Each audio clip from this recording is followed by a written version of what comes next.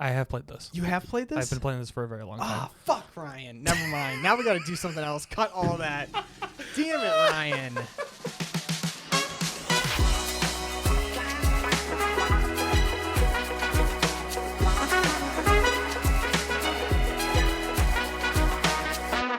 Welcome back to Recommendations Required, a podcast where two friends try to find their next obsession, and maybe so will you. I'm with Glenn Brown, and I'm Ryan Mione. You have nothing to say in the intro. Is that okay? Are we okay with that? I mean, we used to do have a different intro, but that's been the intro since we started since we switched over to Recommendations Required. Okay. That makes sense. I mean, do you want me to be more included in the intro? I'm fine with you just taking it. How about you try? Just try a whole intro? I'm gonna include all of this. Oh. All right. Okay. Play the music back. Then we'll let the listeners vote on who did the better intro. Yes. Okay. Actually, let's do that. God. No, we're going to do it. No, now I'm on the spot. Yep. See, yours was clean without pressure, though. All right. Well, sometimes pressure is the best seasoning. Okay. I'm definitely going to trip over my words. I'm going to put a poll down below. Oh, my God. On Spotify. If you're listening to this on Spotify, oh, no. You can vote who did the better intro. Okay. I feel like you're going to win just because people are seeing the struggle. You're the underdog. Yeah, exactly. Underdog. Okay. All right. Roll the music.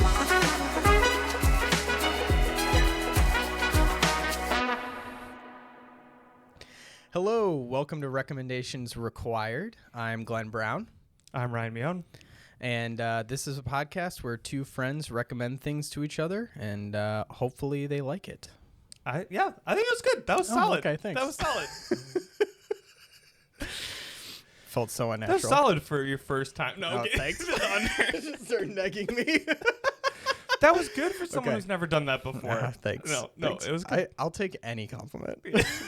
I am hungry for your compliments. I need your approval. I think we said we're on episode 8. I think so. Glenn, do you have any openers? Anything you want to talk about? I'm just really throwing. This episode's called "Throwing Glenn Under the Bus." I didn't have an opener in mind. I feel like what did we do? We did drafts for the past two episodes. Yeah. I was trying to think of something else to mix it up, but I mean, I don't know. Maybe we just jump into it. Just jump into it. I think there's a lot to talk about. There's a lot to talk about this episode. So, we're talking about a book called Anti-Time Management by Riche Norton. Riche Norton? I think it's Riche Norton. Mm-hmm. So, do you want to tell them about what happened this weekend? Sure. Okay. So Ryan suggested or recommended. I'm going to use the brand lingo of the brand. You recommended this book to me 2 weeks ago. Yep. I mean, on our recording schedule, almost 2 weeks ago. I went for the audiobook version. The audiobook version. I didn't get like a physical copy. And the audiobook said 7 hours. Okay. So I was like, okay, I don't want to jump into this right away and then like kind of forget everything. Yeah. Like 2 weeks later, I kind of wanted it to be fresh. And Ryan was over at my place on Saturday. This is Monday, so 2 days ago. And Ryan was like, oh, did you start the book yet? And I was like, no, I kind of want to like start it closer to the podcast so it's really fresh in my mind. And you were like, you realize we record Monday, right? And I was like, no, we record the next Monday. Like I have a week in like 2 days. And you were like, no, you have 2 days. We record in 2 days. And I was like, well, I'll finish it. And you did. You finished it. You said did. 20 minutes before you got here. I did finish it 20 minutes before I arrived. And I think it's great because it's fresh in your mind. There's nothing weighing on this, but I want you to, if you don't like it, this will be the first thing that you don't like. And I have a feeling Is it? I think you've enjoyed everything that I've recommended. I mean, as we've chatted, This is true. I love everything kind of guy. So we'll see. I have a hard time hating on things. I'm optimistic and find the good parts of things. I feel like you're expecting me to just really hate and rip this book apart. A little bit. So, and here was my worry with it was I brought it up and I'm always hungry to try and do something different. Like, how do I do work? How do I work out? How do I eat? Like, I'm always looking for the new thing. Yeah. And I think to you, you're similar in that way, except I think you're a little bit more pessimistic is not the right word. It's just, and not even realist. I'm optimistically skeptical. Perfect. Yes. You're like, I hope that this thing is great. I hope it's great. But you're not gonna win me over in one conversation. No, I can be I have to be over convinced in one conversation. Mm-hmm. So we start talking about it, and I could see the walls start to come up. Yeah, last episode. just real quick. Last episode, if you happen to have not listened to it or it's been a while. Yep. You recommended this thing, and very quickly my mind went to TikTok life guru. Yeah. Things, which have just been a huge thing lately. It's just all these people telling you how you can live your life better and like the way they do it and own 8 Airbnbs and make billions of dollars a year. Yeah. And it's really easy. You can do it tomorrow, you know, that kind of thing. Yep. So I was very skeptical because this sounds like that. Okay. Possibly a spoiler. Is it? No, Okay. it is not like that. Okay. That's really all I care about. Okay. Was that Okay. as I was explaining it and you brought up that piece, I'm like, because I'm not on TikTok. I'm not on social media, period. Yeah. So like, but I know what you're talking about. And so when you brought that I mean, up, it's I been was around like, for a while. It's not Yeah, a exactly. new thing. It's It's not just popularized by TikTok a lot more, I think. and so it's like when you brought that up, I'm like, oh man, maybe it is like I started questioning it Questioning if myself, it and is I was that? like getting in my head. So I'm just excited and nervous to see what you thought about it. Okay. You know, and we can. I think let's dive into it. I know you took notes. I did take notes. That was the other thing that was really funny. I texted you either today or yesterday, and was like, I think it was hey, this morning. yeah, I was like, hey, like, how far did you finish it? And you're like, I'm halfway through. halfway through, Yeah. and I've been taking a lot of notes. And Yeah. I was like, that's either a really good sign because there's a lot of stuff to write down specifically around like Yeah. exercises and things he gives. Mm-hmm. But I think without further ado, Okay. so let's jump into it. Okay, let's jump into it. He pulls out his. Oh my god! I saw the notebook. I thought that was the notes. Oh, there's also notes in the notebook. Don't worry. Oh my This is just my packet here. So I'm gonna do a quick plug for a second. If you're not watching, we have been filming our podcasts. This is episode 8. We started recording them on episode 4. There will be a YouTube link. You can watch the podcast if you want to watch it. For those of you who are driving or don't want to watch it, Glenn threw down the thickest folder, like It's 56 pages. Don't 56. Did you print out the 90-day thing? worry. I did. Oh my gosh! Yes, I did. He went all out. Okay. All right. Okay. And he so just we need threw it to on the talk about this. table. You threw that on the table like a bounty hunter would throw someone's severed head onto the table. You're like, I did it. Okay. It's colored too. Yes, it is.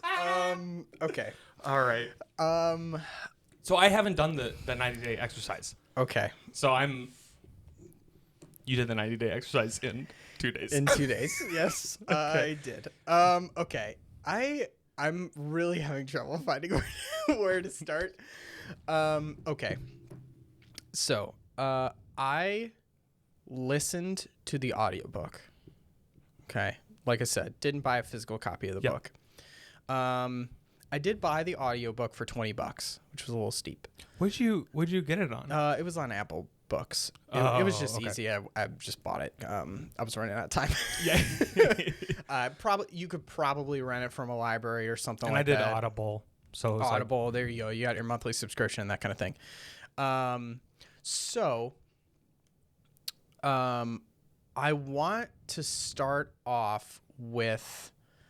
I do think I'm going to start off negative and go positive. sounds great. Okay. So I do think that the book is very well written. Okay. From what I was listening to, I do think the book does have a lot of fluff, and the 7-hour audiobook could really be boiled down for like to 2 hours. Tops. I agree. I think it could be cut down a lot. But I do think that the audio or the book or the audiobook, either one, does provide a lot of context for the reasons he's talking about these things, which I think can be very helpful for people. I tend to be a let's get to the point kind of person. Yep. So some of it wasn't for me, but I do appreciate the context it provided for what we're talking about. It almost stopped me from finishing it. Really? The first two, Okay. and I brought this up, I first think- two chapters, I was like, I think the preface in chapter 1 is a lot of this is what this book's about and how it's going to be. Yeah, it's and just like, come on, I'm like, okay, I understand what this is. Let's get to it, you know? But I kind of muscled through that and got to the part of the book where it actually started talking about like concrete action, right? And I think that's where the book thrives. I would say that I pulled out this packet halfway through the book. I had been reading the book, and then like at the end of each chapter, he mentions this like packet you can go on his website and download. Like he references it several times. I would highly recommend doing this packet while you're listening to the book. okay.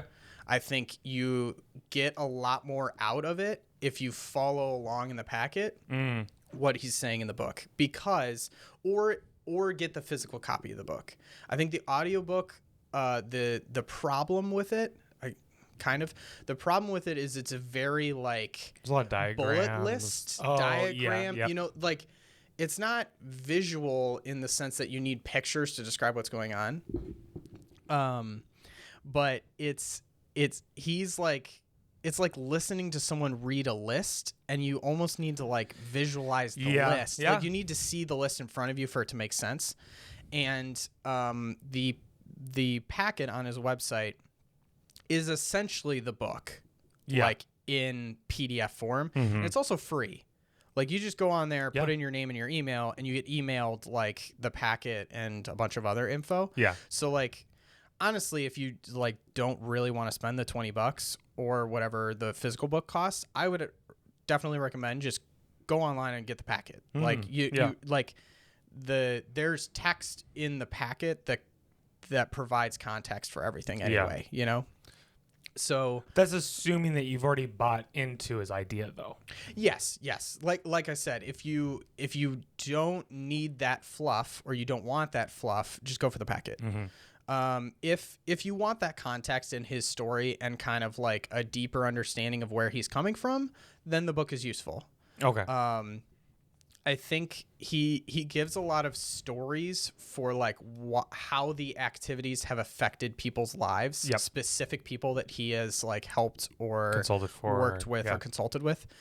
And I think a lot of the stories are very helpful for context. Some of them border on like selling it or like it feels a little bit like he's purposely trying to tug on your heartstrings to get you to buy into this, when I'm very resistant to that kind of thing, where I'm like, I don't want to buy into this because you're pulling my emotions. I want to buy into it because I buy into it. Yeah. You know? Was there a story for you that like you felt like your defenses went up? Like one that you remember specifically?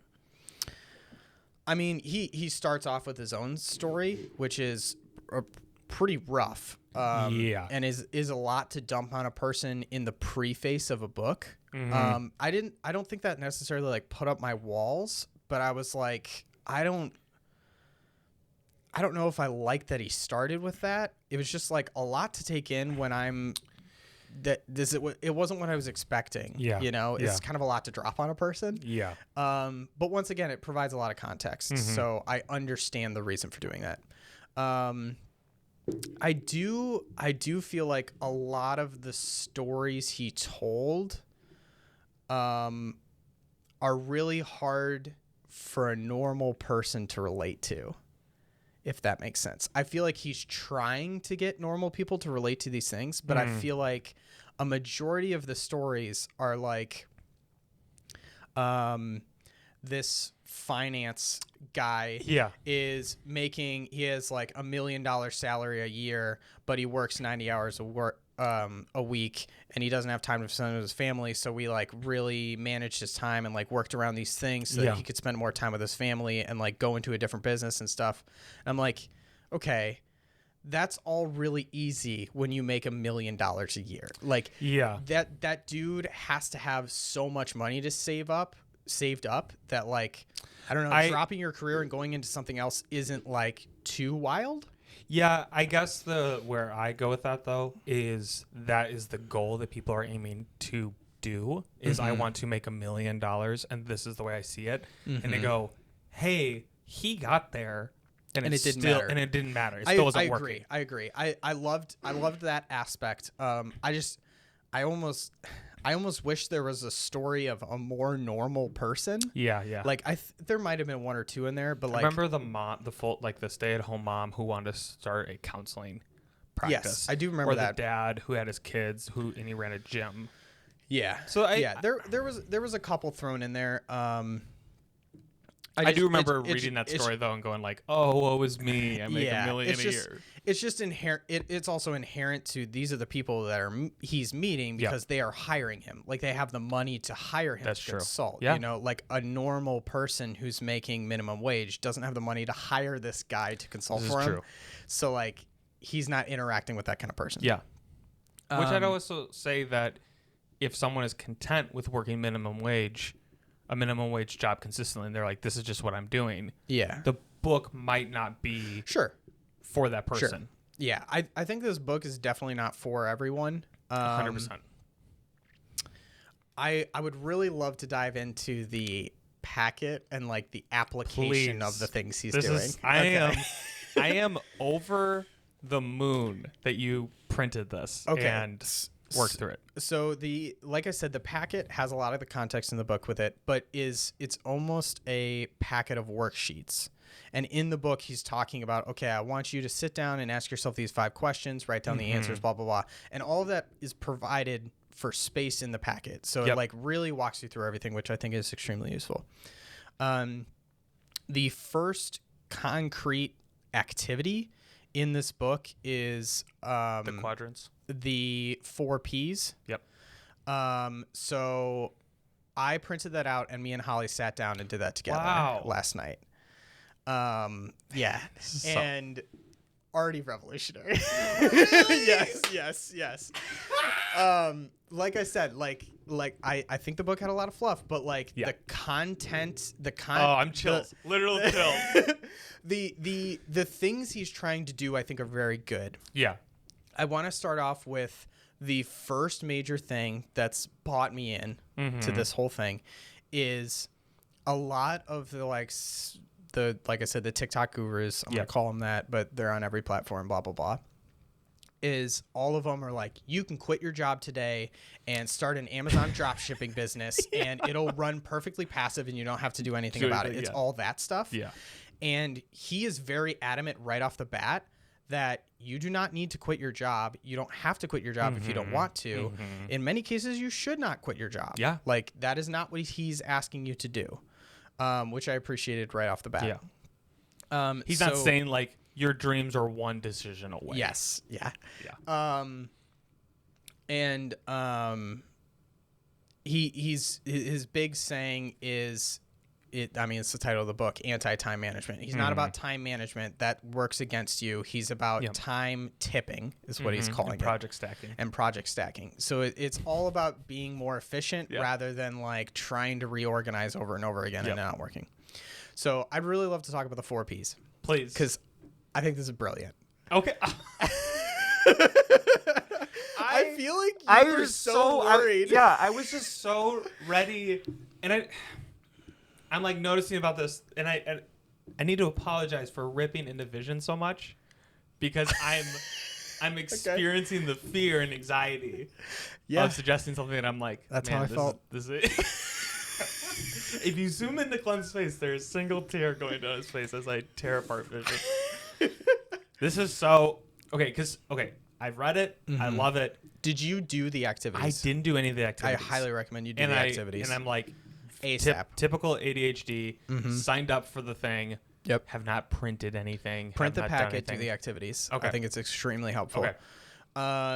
So I really think I have not done the whole packet. I'll say that. Okay. You are supposed to do it in 90 days. It is supposed to be a 90 day packet. And you did this in 2. I think I did maybe like a third of the packet. But like I said, a lot of the packet is just the book typed out, you know, that kind of thing. So like really only like every 10 pages is like an actual activity. You're supposed to write things down. Okay. So the 4 Ps. So the first activity in this book is called the 4 Ps and the quadrants. And the idea is that a lot of people are just going through the motions in life without really thinking about what their goal is in life. And I think specifically our parents' generation, and maybe even the generation before them as well, has fallen very much into this trap of, I'm going to walk through the motions for 50 years until I can retire and do what I want. Yeah. Right? Yeah. And then they retire and they don't know what to do because they haven't like developed new skills or learned a hobby. They just did work their entire life. And I'm not calling out anyone in particular, but I feel like it is a common thing I've seen. And you put your work in and then you get to like to quote unquote paradise. You get to cross over to do what you want. But then like you're in your they 60s, don't know what to do with themselves. They're too old. Their kids are off doing other things and living their lives, and like they end up not knowing what to do with themselves. So like his big question is like, well, how do you make that happen now? How do you bring the future to now? Which I think when I pitched it or when I recommended it, that sounds really gimmicky. It does. How do you live the future now? But then when you go through and listen out, you're like, oh, that is the difference of this book. Is he repeats a lot of slogans and jargon a lot, but he is giving you concrete actions to take to make those things happen. He's not just saying a bunch of slogans. Quit your job and follow your dreams. Yes. He's telling you how to get there, which I very much appreciate. So the 4 Ps. I keep getting sidetracked. This might be a long episode. A little bit. So the 4 Ps is basically a way for you to reorientate yourself and focus on the things that actually matter. Basically, your life is a muddy bucket. Let's filter the water and make it clear again. Let's give you a clear vision forward. So the 4 Ps are personal, professional, people, and play. So he asks you to write down he used priorities. I don't know why I picked up on this term, but I kind of liked calling them primary objectives. Okay. Like almost like you're a robot. Like these are your primary objectives. I was thinking like an RPG like Skyrim. This is the main quest. Sure. That's a good way of thinking about it. Like these are your primary core things that you want to do. That are important to you. So personal is anything that involves your personal growth, like as a human being, not necessarily professional. That's a different thing. So anything like new skills you want to learn or like who you want to evolve as a person, who you want to be. And I really like that he's not telling you very specifically how you should live your life. He's telling you need to figure out how to live your life. Which is very crucial. I think this whole book centers around self-reflection rather than selling you a life you could have. You know? Or even like self-help. Like do these things and then you will blank. It's not like work out once a day and you'll like change your entire way of life. They're and more stuff like tools that. Or like focus points. It's more tools to like to encourage your own self-reflection, which I think is very important and people don't do enough. So there's personal, there's professional. So that's pretty straightforward. What are your professional goals through work or like even outside like income, of work, but related to your profession, stuff like that. Then you have people. So like basically your relationships. How do you want to like handle those things? What are who are priorities to you? And then the fourth one is play. So like that's anything that's like that kind of crosses with personal, but it's more focused on like de-stressing, not personal growth. Yeah. Like, what do you use to relax or do in your free time when you're trying to unwind? Mm-hmm. This might be me jumping the gun a little bit. Sure. I honestly feel like this podcast is the perfect project stacking. Like the perfect thing. You're jumping way ahead here. All right, we're pulling back. Pulling back. Hold on. Hold on, Ryan. We're only on page 1. We got 60 to go. No, I really don't want to like drag it out too long because I really want it. This is almost a very personal thing as well because this is all about your self-reflection. So like if you're listening to this and you're curious, I would really recommend just doing it yourself or doing what I'm about to describe yourself. Yep. So you have those 4 quadrants, right? You're then supposed to write down whatever you want in those 4 quadrants, like as many things as you can think of. So I'll use mine as examples. So for people, right, I wrote down maintaining a strong connection to my wife, Holly. Mm-hmm. I wrote down providing support and growth for my daughter, Nora. Mm-hmm. I also wrote down providing support and receiving support from friends, like building each other up. Yeah. Once you kind of fill out everything you think in a category, you might have 2 things, you might have 10 things, whatever it is. Mm-hmm. You are then supposed to select one thing from each category that is what I'm going to call your primary objective.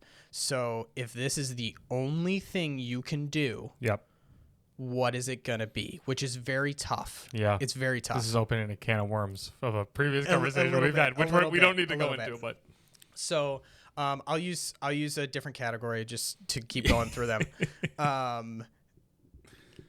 Also, because the people one is highly debated. But I'll use the play one for Okay. So for play, I wrote down. This might sound very broad, but I can explain. I wrote down playing with friends and family. Yeah. So I very much enjoy activities, games, stuff like that with friends and family to unwind. That can be RPGs like D&D. That can be video games. That can be board games. That can be, I don't know, like skydiving. Like literally anything like that. Any sort of fun activity. I then wrote down travel with family and friends. I wrote down something else, but I can't remember. But I chose as my primary directive to play with family and friends. Yep. And essentially that just means that I'm going to focus on one thing from each category being my main thing. Yep. And anything, like anytime you come to a decision in your life or every day you wake up, whenever you're trying to make a decision, you simply have to ask yourself, does that move towards one of my primary directives or your primary objectives? If it does not, don't do it. Yeah. It's really that simple. Yeah. And I think it really provides a lot of clarity when you feel like you're supposed to be doing all of these things in life, or whatever it is. But if it's not bringing you towards your primary objective, then don't do it. Yeah. There's no point to it. Yeah. So my primary objectives for each category, personal is fostering learning and creativity in all the things I do. Love it. So regardless of what I'm doing, I want to be a person who's actively learning new things and fostering my creativity because that's a huge part of who I am. Professional, I said, have the freedom to pursue exciting new projects. Okay. So I want to have the freedom to, whether it's like a business project or anything like that, engineering related, work related, whatever, woodworking. I want to have the freedom to say to myself, let's do it with no hesitation. Yeah. That is my goal. Which can be tough financially, Absolutely. Like not every idea is financially profitable. Not every idea is going to like be affordable, stuff like that. That can be tough. Like I said, my primary directive on people is maintaining a connection with my wife, Holly. And then my primary directive on play was playing with friends and family. Yep. So, as you mentioned, since we have started recording this podcast, it has become a very important part of my life. Yeah. And I did not realize it until I wrote this list. Yep. I wrote this list, and as I finished it and wrote my primary objectives, I realized that this podcast hits 3 of my 4 primary objectives. Yeah. Which and is I would why even make it's so crucial to me. I would also interesting because I think the one thing it doesn't hit is you and Holly. Sure. Right? Yep. But you did fill this out with Holly. I did fill this out with Holly. So okay, it hits So all 4. it hits It's all all 4. So it honestly, this whole podcast is about learning and experiencing new things and being creative, right?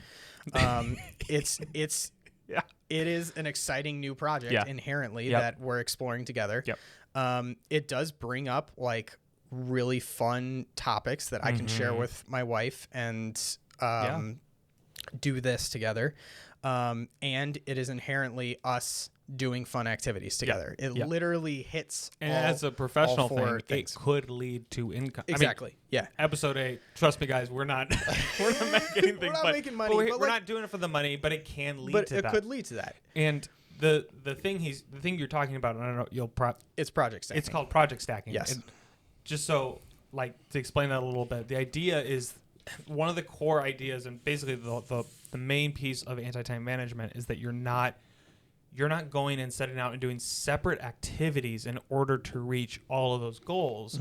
You're combining your goals into single activities. So rather than having to manage, I'll put 30 minutes, I'll put 6 hours into this. That's time management. That's time management. Yeah. Instead, you're saying, I'm going to do this thing that achieves all of that. Yeah. And to start thinking about that in that level. I think one of the things he brought up, which was really interesting to me, was like, he wanted to go travel with his family.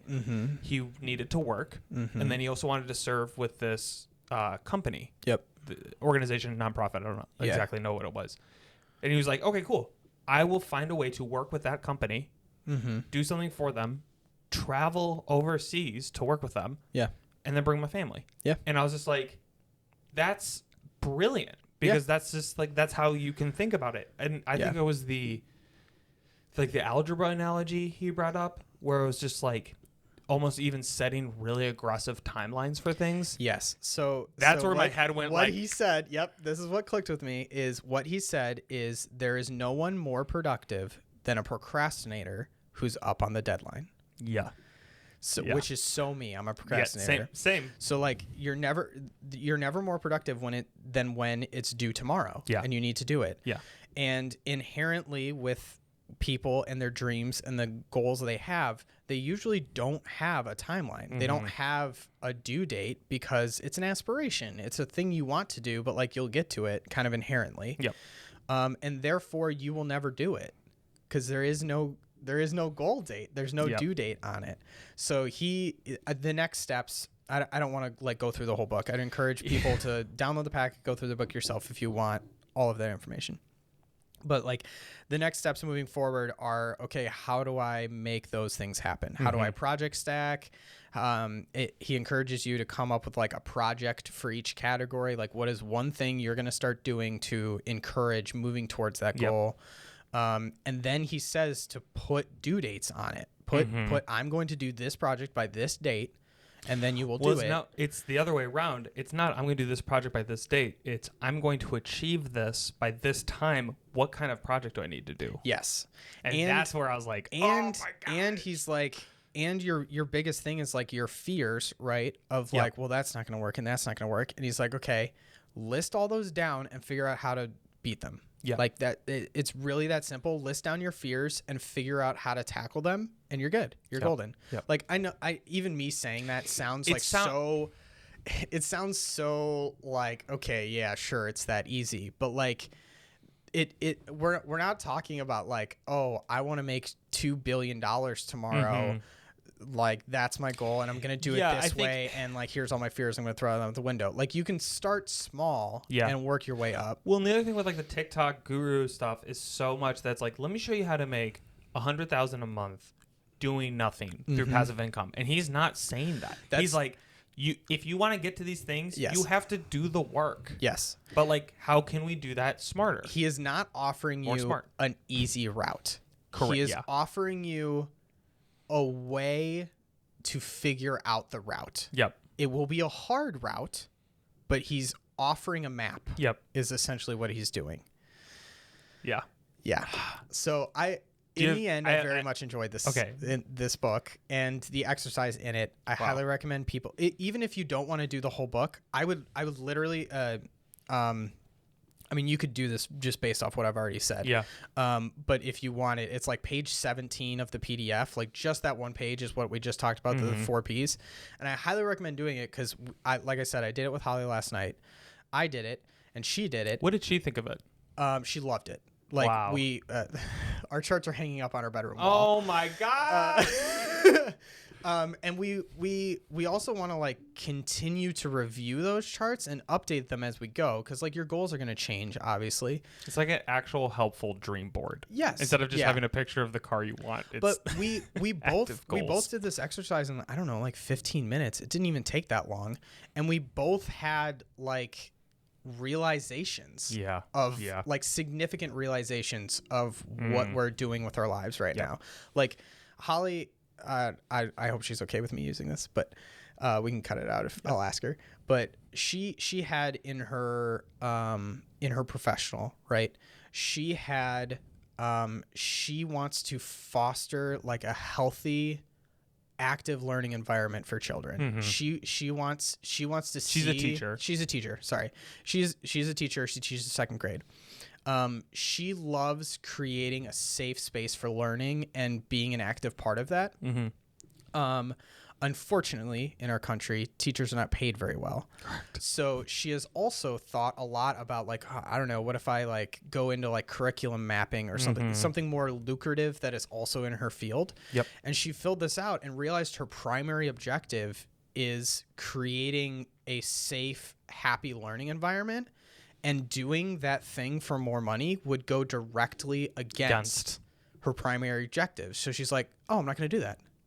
Why would I ever think about doing that? So when I asked, and that was so funny that you bring that up, because I asked you, and I don't know what made me think of asking. I was like, because we were talking about daycare and and everything. I was like, is Holly going to stay a teacher? Yeah. And you were like, yeah, she's like really passionate about it. Yeah. And this is a direct like realization of that. Yeah. Yeah. It's just, it really like recenters your mind and just gets you to think, actively unlock the part of your brain that is reflecting on the things you are doing. So good. Because we just become these robots moving through day to day. Which makes sense. You can't always be thinking unless you spend that intentional time to go, what am I doing? Yeah. Okay. I have two questions. Please. To kind of wrap this up, unless you have final things to say about it. One, who's going to benefit from this book? They're listening to this podcast right now. They're kind of getting interested. Who are you like? They're gonna read this and it's gonna dramatically shift what they're doing. Sure. Like, is there anyone who I'm gonna pull up his questions right now. He does questions, and if you answer yes to any of these questions, this book is for you. He does this directly, so I'm just gonna pull him up. Man, we should have really called him to see if he wanted to sponsor this episode. Right. Okay, so here's 6 questions. If you answer yes to any of them, this book's for you. Like it gets you. I mean, I'm not going to say this book is going to revolutionize your life and change the meaning of your life or anything like that. I actually feel like this book got me to realize that I was already on this journey. Yeah. You know, like I had already started doing the things he's talking about. I just didn't really like. It's almost like you can put more gas onto it now. Yes. Yeah. I understand what I was doing now. Yeah. I wasn't. I was just blindly kind of doing those things. So, have you ever decided to manage or balance your time better, but it didn't last? So you're doing time management and it didn't hang in there. 100%. Do you ever envy people who can spend their time more freely than you? Of course. Yeah. Cool. So everyone will benefit. Yeah. I mean, yeah. Have your time management abilities or lack thereof caused troubles at home? Like, I think that's more orientated towards people who like feel like they feel like they need to be at work all the time to like really strive for that promotion, blah, blah, blah, and it causes a problem at home. Do you tell yourself you can stop working at any time, even though you keep working even against your own expectations? So you find yourself overworking yourself. Have you ever switched from one habit or program to another, hoping that this would make you more efficient, effective, or successful? Welcome to Recommendations Required. Yes. I mean, I think this is true for like, I always try like, we talked about a computer like time management thing called ClickUp. I feel like I've bounced from like thing to thing to thing like that. And like I mean, it's all the same. Yeah. Like, it's not going to change your life to like be filling out. It's just whatever you're going to stick with. Yeah. Not to say that that's not a helpful tool, but like, it's not like a new version of that thing is going to change your life. Like, it's a list of tasks. That's what it is. Yeah. And the last one is, have you ever felt like you worked all day and got nothing done? Which is a good one. So yeah, I think it's just anyone who feels like they could be a little more self-reflective. I think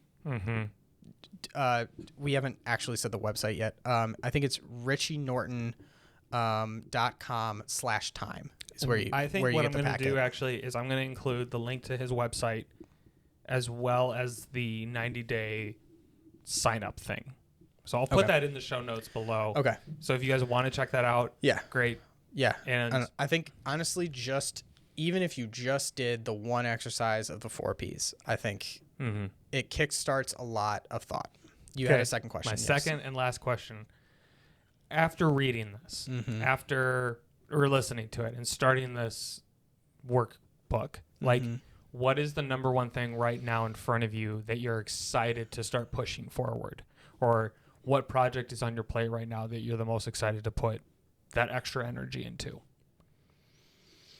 Or like a takeaway, you know, like you're like,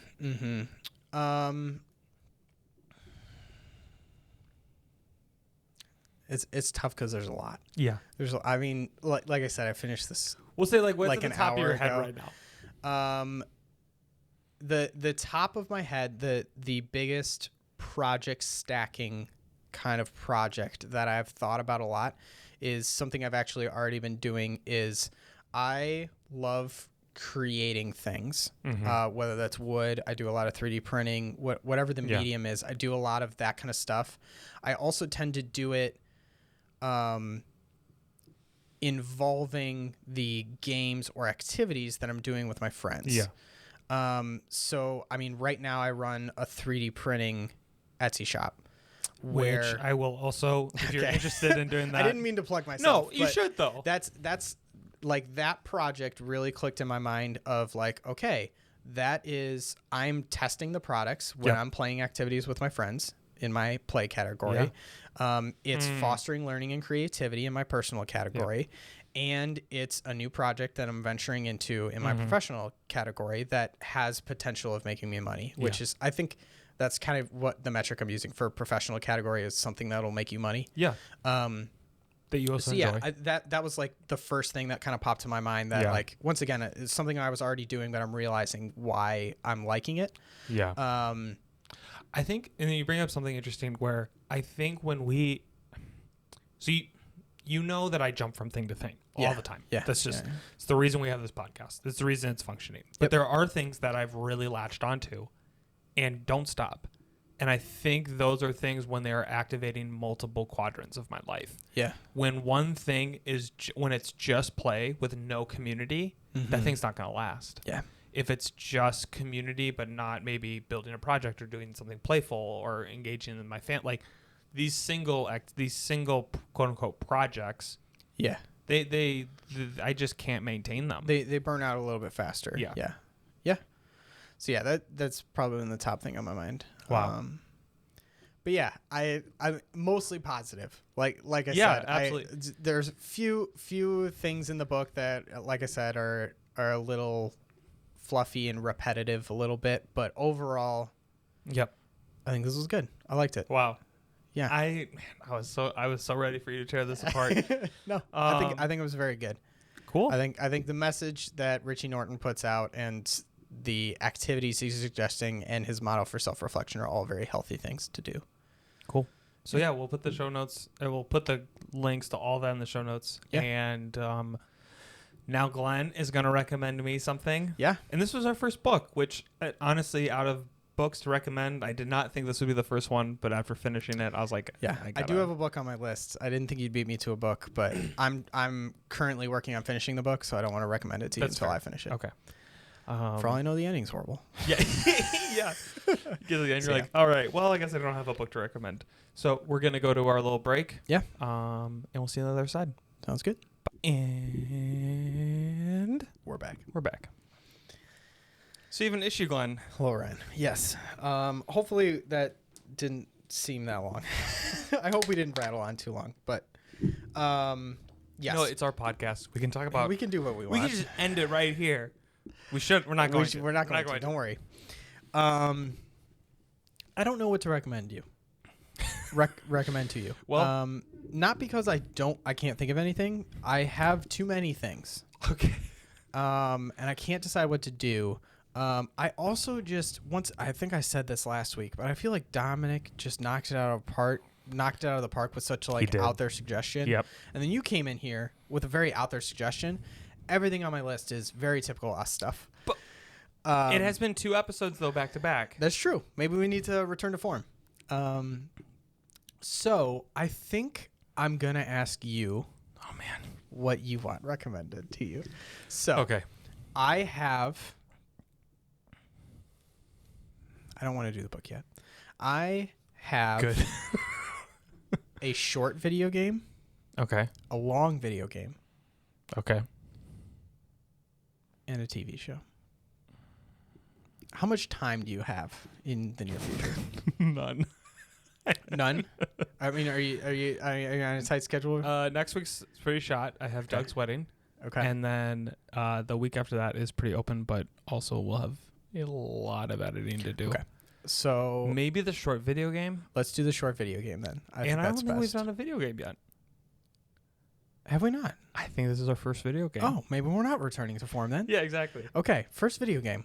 If you did a board game, That would be returning to form. Yes. also it would be insane if you did 3 board games and I In a haven't row. done yet. Just like, have you tried chess? Yeah.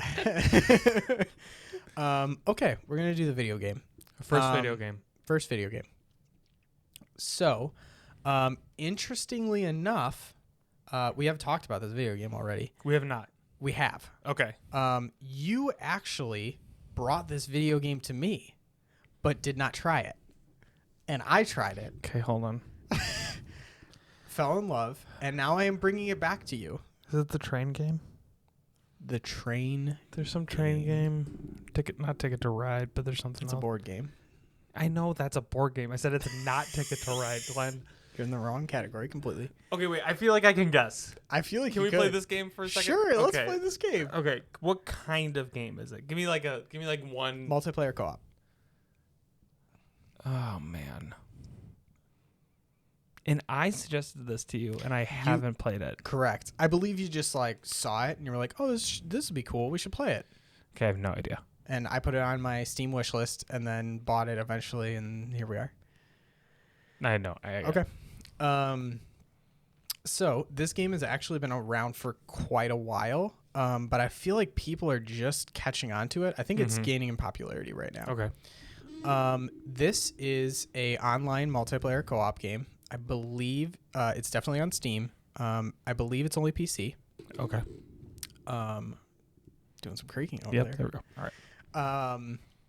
And this game is called Deep Rock Galactic. I have played this. You have played this? I've been playing this for a very long time. Ah, fuck, Ryan. Never mind. Now we got to do something else. Cut all that.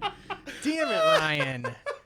You didn't tell me you actually started playing I've it. been playing it for a very long time. Oh my No, God. that's why I recommended it to you. I thought you hadn't played it. I've been playing for years. Oh, well, why haven't we played together then? I don't know. What are you doing? You never told me you had it. I haven't. I've been playing it for a long time It's now. so fun. It's great. It's a great game. Who do you play? Who's your Rock guy? and Stone. Rock and Stone. I'm a scout.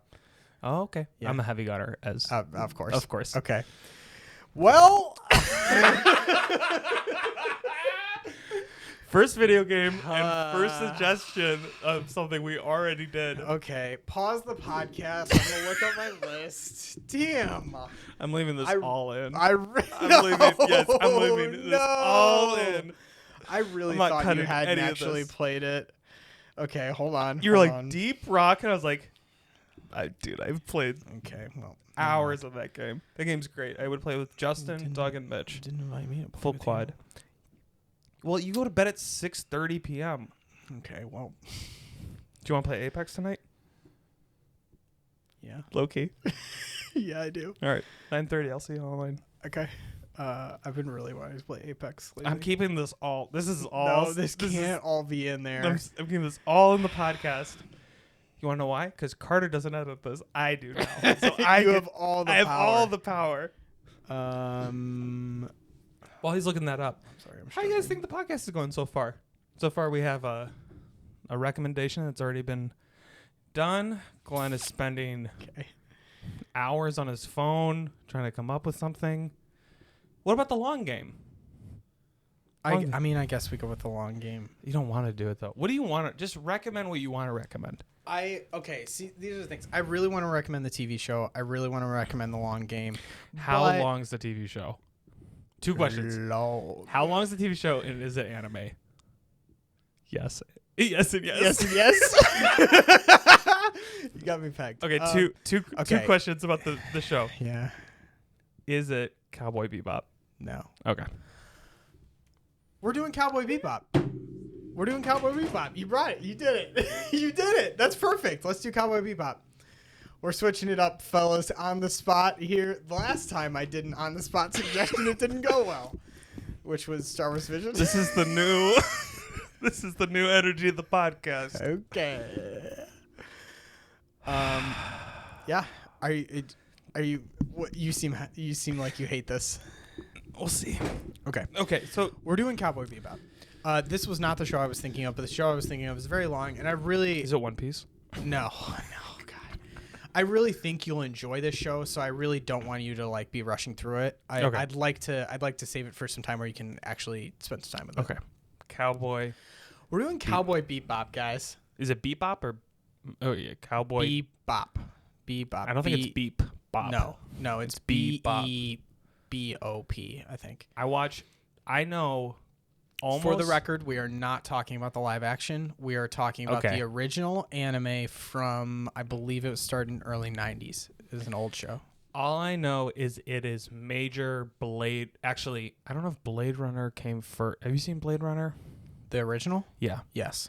I don't know if the first Blade Runner came out first, but one of them was inspired. I think I think Blade Runner came after Cowboy Bebop and is incredibly inspired by it, as well as Ghost of the Machine. And yeah, so Cowboy Bebop, just to give it some context, is a anime that was from the 90s.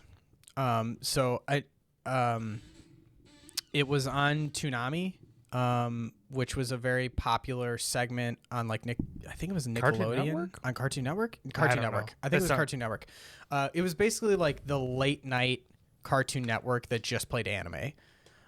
So I think that's really how much of a vibe is that of like you're at a sleepover. Oh my god. You're all and it's Cartoon Network, and then you hear that weird sound and it turns into Adult Swim. Yes. Yeah. Yep.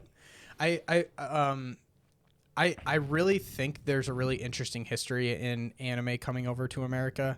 Like, obviously it's exploded right now. Like, it's crazy big right now. It's really, really mainstream. But I think that really found its start on Toonami, like in the 90s. Like those. Have you watched Dragon Ball Z? No, I haven't. I really tried, but it was too much for me, and it was too slow. And I understand that it's a really great show and people love it. Nothing against that. I just don't think it's for me right now. Maybe I'll get around to it, but right now, once I get indoctrinated more into anime, then I'll. But yeah. So yeah, it was on Toonami. I think it's one of those animes that really kicked off anime love for a lot of people. I did not watch it as a kid. I watched it recently actually, because it was suggested to me. Cowboy Bebop. Cowboy Bebop. Okay. But I think why anime is so popular can really be a lot of that can be because of the people who grew up watching Toonami are now adults and can invest money into that market. But yeah, I don't have a degree in anime. This is just my understanding of the situation. But I will say, I am just now recently starting to get into anime. Yes. So I think it's fair to say I'm deeper into anime than you are. Yes. This has been a recent journey for me actually as well. I think I can't remember. The anime that really got me into anime was Demon Slayer, which I feel like is a pretty common entry point for a lot of people. Just because it's a beautiful show with really great animation and action and stuff like that. Cowboy Bebop is very different. Yeah. From most anime, or at least the ones I've seen. It's obviously pretty retro. And is it retro if it's just what it is? I mean, to us now it's retro. That's yeah. I mean, sure. As soon as you boot it up, it's got a square screen. Like we're talking old. Here we go. It's pretty grainy. At least the one I watched. You're selling it really hard. It's not. I'm not I don't want you to go in with the expectations of beautiful animation like Demon Slayer. Yeah. That's not the point of the show. The point of the show is very strong character and storytelling. Okay. I'm really, I'm always optimistic, but I really think you're going to enjoy it. I'm trying to think of what else I want to say about it. Like I said, I watched it recently. What am I gonna get hung up on, or like what's gonna be the thing you think that might stop me from enjoying it? I started watching it right when Nora was born. Okay. So I had a lot of time where I was just holding Nora like on my chest on the couch for hours at a time, just while she slept. Like I can't move, I can't do anything, so I just need to watch shows. Yeah. Good thing you weren't into Attack on Titan at that point. Oh God, that would have been bad. That would have been a very different. But, okay, see, that's the other thing is I also started watching Attack on Titan like in kind of that period where she was still doing that, and that show has a grossness level that just felt weird to be watching in that environment. I don't know, like that's 100%. That's weird, but like I didn't want to be like holding my newborn child while like the things in Attack on Titan are going on, just because there's a lot going on in that show. But this show was different. Okay. This show is almost wholesome. Wholesome is like a whole category of anime, and it's not in that category, I don't think. But this doesn't rely on heavy action or gore or anything like that to like really tell a good story. I think when I started watching it, I thought I was going to be super bored because it's an older anime, so like the animation isn't as advanced, and the first couple episodes like take a bit to get going. But I mean, that's true of any TV show. But once I finished it, I was dying for more. I like was sad that it was over. Dang. Because there's only one season. Oh. It is a 1-season show. How many episodes? They didn't get picked up. I'm not sure on the number of episodes, but it's not that many episodes either. I think it's like 15, 20, 20 maybe. Okay. It's not a lot. But I fell so in love with the characters of the show, and I was so sad to see them go. This is hard. You might be setting me up for some heartbreak. I don't hopefully, I don't want you to go in with too many expectations or anything like that. Man, I really hurt you in vision, didn't I? A little bit.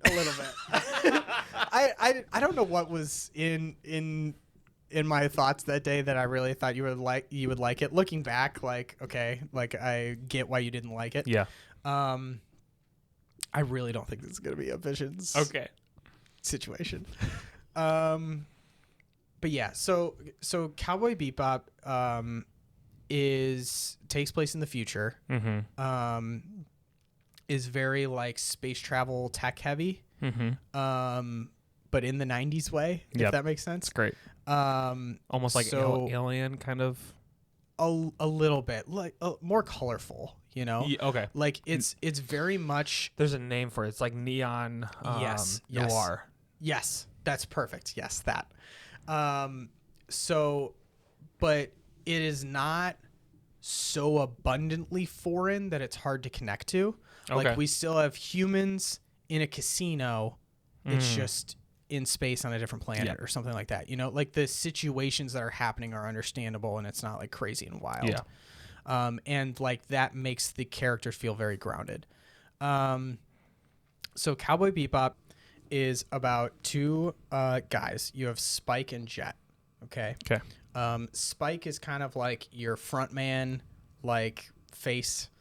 So there's no character named Cowboy Bebop. No, no. I believe their ship is called the Cowboy Bebop. They're like spaceship. Okay. So or it's called the Bebop, and they are cowboys. Got it. Like their profession is cowboys. Okay. In the future, that means something different. Yeah. But they're Spike and Jet, and they are essentially bounty hunters. Okay. Which is what cowboys are called. Okay. And there's like I'm already digging this. There's like I think almost every episode like starts off with like the radio space transmission of like a really cheesy two people in like old-fashioned cowboy outfits listing the bounties of the day. They're like, okay, y'all, like let's get out there and catch these guys. Like very cheesy and weird, but like somehow very fun. So these two guys are bounty hunters. Obviously they're gonna like get up into hijinks and like they're gonna get into trouble and stuff like some that. sticky but, situations. Like, every episode they're like hunting a person or a thing for some reason. They also pick up the third main character you meet is Faye Valentine, who I believe starts off as like a bounty, and she ends up joining the crew. Spoiler. And then there's a fourth person who's kind of the tech person that eventually joins the crew. Spike is kind of the front man, and then Jet is like the muscle and like fixes up the ship and maintains things. So you essentially have this story of like a crew who's just trying to survive in this like broken world that's really tough and like brutal on people. But yeah, I think I'd never heard the term neon noir before, but that is like this to a T. It's like it's like very futuristic. Blade Runner is like neon noir. Yeah, it's very futuristic and like bright. Yeah, and like but also kind of stingy, happy environment. But also like there's also like dirt to the world, and like everyone's going through such a hard time and like all this stuff. I think it's like one of the most interesting kind of conceptual themes to play with because of the contrast, just literally in neon. Like it's so bright and colorful, but you can only really see it in the dark. Yeah. And then the noir of it is just like fun and like intriguing. The thing that you're explaining is like it's hitting this thing that I feel like I wouldn't say it died in the 90s, but I haven't felt a similar connection to anything. And okay, this is like we're both 90s kids, kind of. But like The Matrix, there's another movie that you probably wouldn't know about, but it's called Run Lola Run. Fight Club, like it's just these really like gritty, in your face things, but they do it with charm. Now it's when got you that vibe. see it, it's just too much. Yeah, they just like I don't know. There's something about it. This feels like it's that similar. I'm thing. very interested in hearing your opinion once we come back the next episode, because I'm not a film person. Like I don't see as deep into these things as you do, but I watched the show and I was like, I feel like everything started with the show. Like I suddenly started seeing all the modern day shows that I'm like, oh, that's like a direct pull. Like this, the one of my favorite things about the show is the theme song. Like the opening montage and the theme, like slaps. It's the best theme I've ever heard. Like it's so good. I got so pumped every time I heard it, and like the animation style and the theme and everything is exactly Archer. Have you seen Archer? Yeah, I love Archer. Like the opening theme and stuff. Like great. Archer directly copied Cowboy Bebop. Well, okay, like it's a direct inspiration is what I'm saying. Like, which I'm sure Cowboy Bebop is inspired from something else. I'm sure it's a longer, but I'm seeing like you're seeing that direct handoff from Cowboy Bebop to Archer. That I didn't like really see origin before. of it is to be said. Yeah, Cowboy Bebop. Cowboy Bebop. I'm gonna watch it. I'm recommending. You're gonna watch it. Like I said, it's only one season, so I would love if you could watch the whole. Yeah, the whole first season. I think I can do that. I mean, usually, like, if it's a longer TV show, I would only say, like, get as far as you can or just do the first season. But if you can watch the whole thing, that'd be pretty great. I cranked it out in, like, a weekend. Like I said, I was sitting on the couch for hours at a time. But I don't remember the exact amount of episodes, but I don't think it would be that bad to get through at least a majority of it. Yeah. I think this is... I know you have animes that you want me to watch. I think this is one of them that I'm ready to get into. I think there's some animes I know you watch that I'm like, it's gonna be. When I think of an anime that is best fitted for you, this is my best recommendation. Okay. Like I said, the hardest part is that it is older, so it doesn't have like. I don't think that bothers the me, life of the new animation and stuff like that.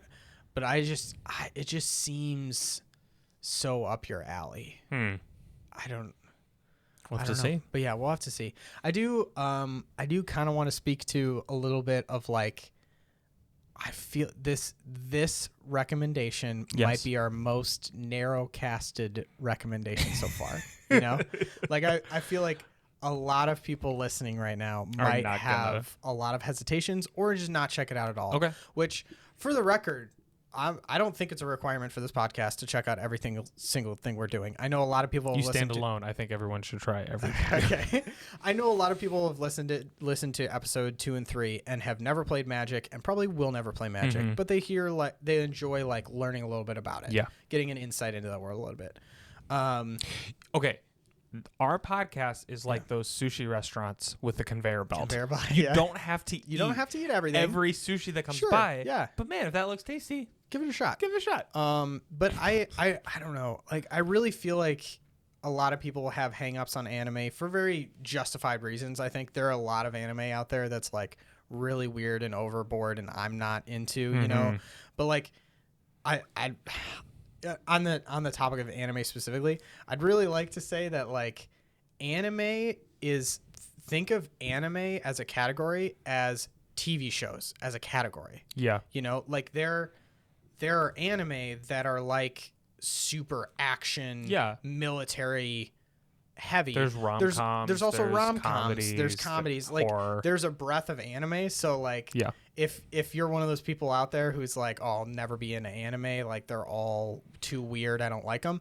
Like I guarantee, even if you don't find it, there's an anime out there that you would probably like. Yeah. Like there are perfectly normal animes out there that people would enjoy.